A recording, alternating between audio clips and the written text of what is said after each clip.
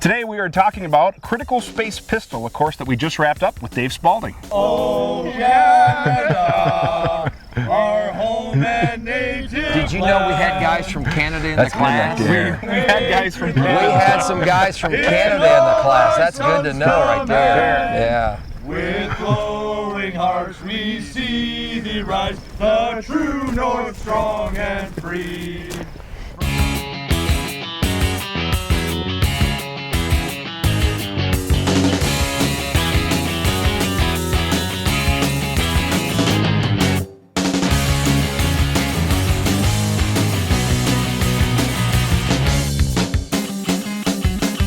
Hey guys, this is Dave Tim from the Learning Firearms channel. Thank you very much for checking out this video. Today we're doing another after-action review training video with Dave Spaulding from Handgun Combatives. Dave, thank you very much for joining us. Thank you for having me. I appreciate it. It's always an awesome time. The course that we just wrapped up was Critical Space Pistol, and how we kind of promoted it was, the whole close quarters, critical space, there's a few different terms for it, but basically some up-close pistol fighting. And it really wasn't a marksmanship course, although there was several marksmanship drills to it, but it really focused on skills that were needed to effectively use a handgun close quarters, around people, with bad guys, whatever. And I thought it had a lot to offer because it really brought a lot to the class. So how did Critical Space Pistol come to be? Well, as you recall, I have a kind of a hierarchy or a tiered system, a pyramid system of how I set up my classes.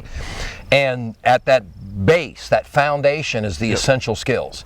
And that's the kind of stuff I teach in my combative pistol class, drawing from the holster, clearing malfunctions, grip, body position, all that kind of stuff.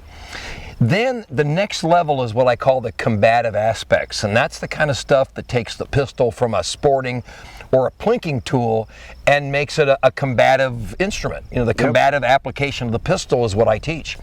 And critical space is definitely about fighting. So what we were talking about in this class was not only extreme close quarter shooting, and also that intermediate just outside arm's reach distance, but also shooting in and around non-hostile people.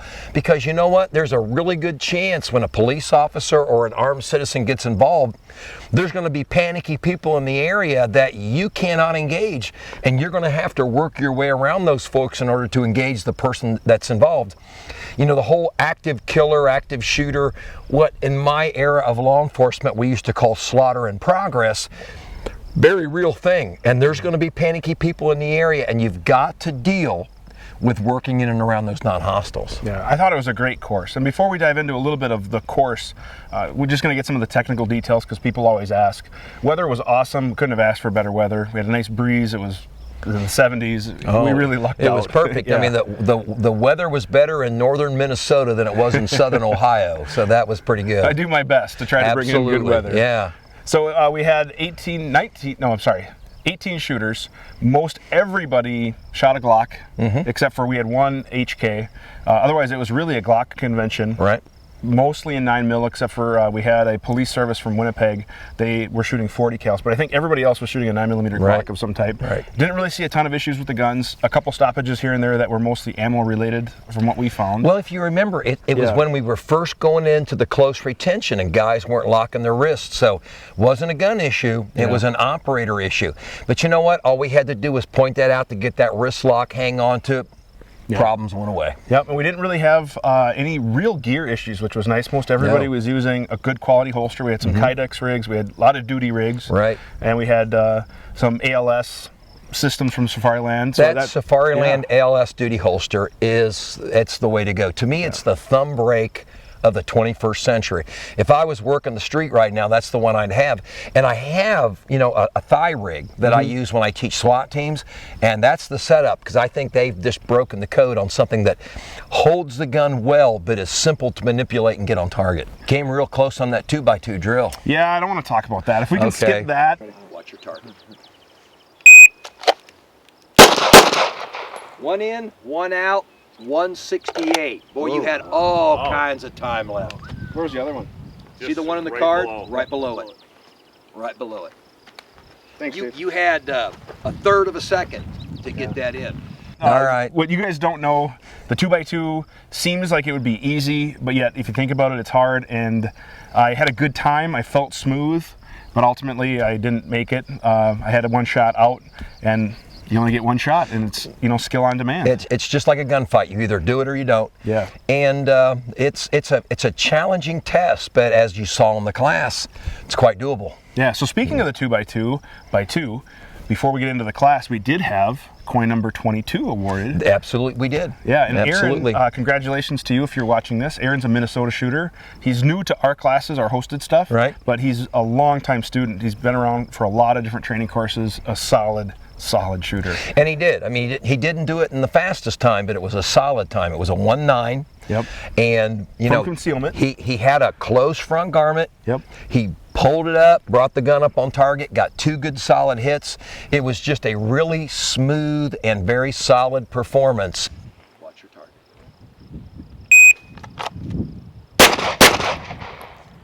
Get it? Right there's 22.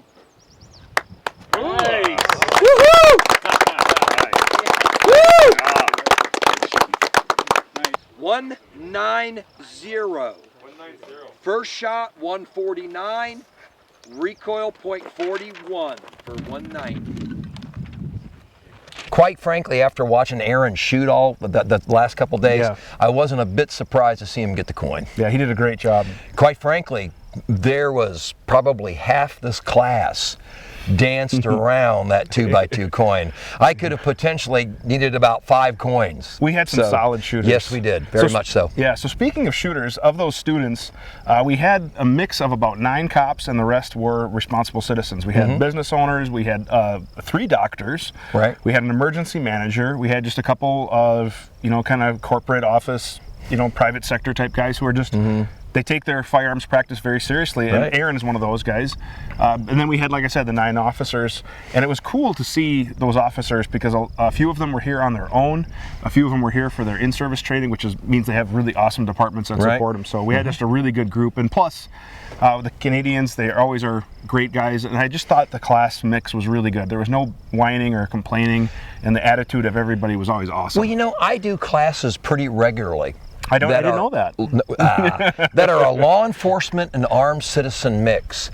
And I have never had a problem integrating those 2 groups. So let's get into the course. The course started out with a brief lecture, kind of talking about what the critical space is. Right. And we won't go into a ton of detail on that, but basically it defined that kind of, for law enforcement, that kind of zone that you referred to as the hole. And for us, we referred to it as contact distance, arresting distance, whatever, Right. you know, term people are using, but it's basically that double arm's length. Yeah, within my community of law enforcement, stick your arm out here. Yep. It was this double arm's length. This is where the officer's grabbing the driver's license or some kind of identification. We live and work around close quarters. I mean, Yep. Everybody has waited in line for sporting tickets or concert tickets at the bank. They've rode elevators, they've rode escalators, they passed people at the shopping mall. So the idea that we could confront somebody inside this hole, this double arm's length, is very real, and we need to do it. And the problem is a lot of ranges, a lot of instructors, they're uncomfortable teaching people to shoot right here like this, and I think it's a big hole in our training. And what I try to do in critical space is to fill that. So let's talk about the course, some of the drills that we shot, which I loved. And it was kind of a rewind a little bit to the course last year in regards to the movement. And one of the things I really admired last year course, and if you guys haven't watched that AAR, be sure to check that out. We have a lot of clips from that class, but that was really, I would call it a lot of movement with a pistol. And the reality is that is the most effective and realistic class that I've taken when it comes to movement. You know, so many classes you just go to the basic, move forward, move back, and move back, forth. But your course really kind of dove into reality-based movement. And I like that you brought that back, and then you also explained why. Because you're going to be moving around people, you're going to be moving around good guys. So I really liked how you did that. You know, the lateral drills, and it just really was nice. What we do in Handgun Combatives, we just don't say move. We teach you how to move, how to push off, how to break, how to prepare to shoot. You know, it's one thing to say move in a fight. It's another thing to teach people how to move. So what we what we used the movement for in this particular class was trying to move in and around those panicky people that may be on the scene. And that was that lateral movement, exploding off that X, as they call it, and braking and shooting, and then boom, back in the other direction. And remember, we called that drill pinball, because it was like boom, boom, back and forth again. And it seemed to be very well received by the class. Well, it was a lot of fun. It was just a really cool drill, and as an instructor, I'm already thinking of different ways that we can use that, not only for the officers I teach, but for the other students we teach for the business. But you can adapt that in so many different ways to more than just lateral movement with a pistol. There's carbine options. You can add some distance. You could add moving targets like the robotic systems. Oh, absolutely. There's a lot of really cool stuff. Yeah, and that same kind of movement applies to electronic simulators. If an agency has the good fortune to have such a thing, absolutely that stuff applies. Yeah, I thought it was great. And then we also reviewed the arc of ready, which I think is a real simple way to look at just different ready positions, because I'm a firm believer that there has to be different options, because, for example, in my agency, we teach split level type stuff. If you're going down, you may be at the low ready. If you're going up at the high ready, there's some low light clearing techniques where the high ready works. But a lot of people are afraid of it in training in particular, because like you touched on with the range, they're worried that that gun is pointed over the berm or into the ceiling of an indoor range. And we're fortunate here, we have a huge backstop, so we can teach, pretty much whatever we want. I mean, you're not going to be able to use a single ready position for all situations. You're going to have to adapt. And that's what I like about handgun combative courses. We teach adaptation, to change based on circumstance. And to be adaptive means have the ability to change based on circumstances. And that's what the arc of ready does. It allows you to change based on what's happening in front of you, because you can't always just have the gun straight out and go work. So I think that wrapped up day one.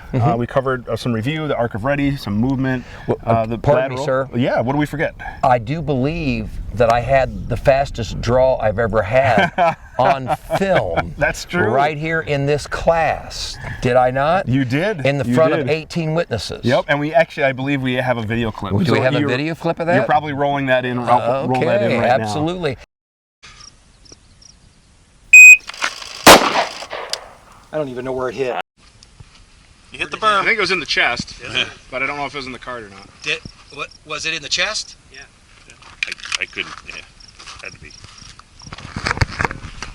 .99. Bull. 7.3. I mean, I think it was about 18 or 20 feet. Hands in front of me. I drew, got a shot, thoracic cavity in .73 seconds. Yeah, it was smoking. My carry rig, not some kind of competition cocked out kind of a rig, my carry rig. And since I'm 61 years of age, I was really happy with that. Well, that's one of the cool things that I admire about you, is that you demonstrate a lot of the drills, if not pretty much all the drills that we do, just because there are some instructors out there who don't. They're afraid to miss. They don't want to set up a bad reputation. I mean, this is truth. This is reality. Yeah. And it's always nice to see you have confidence in your drills.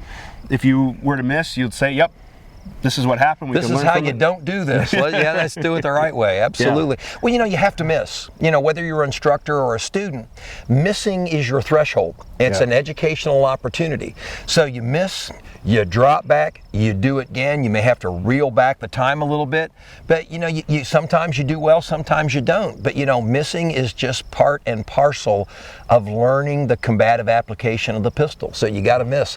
What you want to do, Dave, is miss on the range and not in the street. Well, I 100% agree. And it's funny how a lot of our training doctrine aligns. One of the things that I teach is a miss on the range can be very valuable if you learn from it. Absolutely. If it's just a miss that you don't know whatever, I don't want to say it's a worthless shot, but that's pretty much what it is.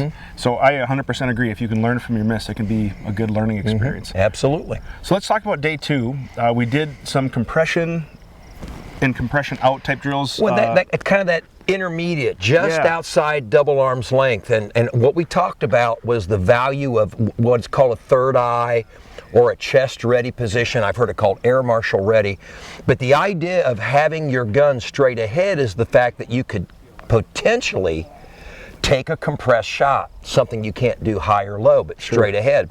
So what we did is we explored that outside double arm's length and how well you can actually hit right here. And a lot of the students realized that they could hit much better than they thought. So then what we did is we mixed it up by putting some lateral movement in it, teaching them to turret their bodies and still fire those shots in case someone's trying to reach out. And then what did we do? We punched out with the gun, you know, driving out, disengaged at the same thing. So we dealt with that area just outside double arm's length where we'd be in here. And I think what we did, and I'm pretty happy about it, is I think we built some confidence and some skills. Yeah, I'm seeing some head nod. So we have a live studio audience for this, by the way. But yeah, it was great because it kind of reinforces your body alignment, and you don't necessarily need your sights. And the reality is, if you were that close, you don't want to come out to a full extension and take a shot from there because there could be, you know, retention issues. There could be some disarming attempts. So it's reality. And if you think about it, it just makes sense. It's a whole lot different. What you have to do is you have to kind of war game in your head that this flat target that's standing there is somebody screaming and yelling, and now you're trying to keep your gun back away from them. You have to be able to do that. And you know, the whole idea of being able to use your sights and everything, we got all these scientific explanations. The eyes do this, they do that. You know, I'm going to give you a much simpler explanation. You're going to have a real hard time taking your eyes off that person that's trying to kill you and shift them to your sights. But in the critical space distances we're talking about here, you're probably not going to be able to do it because you're going to want to watch this person that's trying to kill you. So what we did is we did some body index stuff, and I really was happy with how it turned out. Your simplicity approach to stoppages, because we did talk about some stoppages, and you know, just your ability of taking tap rack, which is generally a simple concept, but just making in a more efficient way to do it. And again, when you think about it and you actually start exercising it, the light bulb just kind of goes off, and it's kind of like one of those things where it's like, duh, why didn't we think of this before? Well, you know, the thing is that it's about a fight. And there's so many things that are like fighting and shooting. Well, what is the common way to tap rack? You keep the gun upright, you tap, you come over and you rack, or what is more commonly taught, you roll the gun out, tap rack, because it follows the cut and the ejection port. The problem is we're in here like this and we're fighting, and you grab my pistol and you foul it. Well, you know, I'm not going to draw my back up from my ankle, or I'm not going to draw my back up from my pocket. It's not going to happen. I may punch you with it, but at some point I want to try to get this gun into the fight.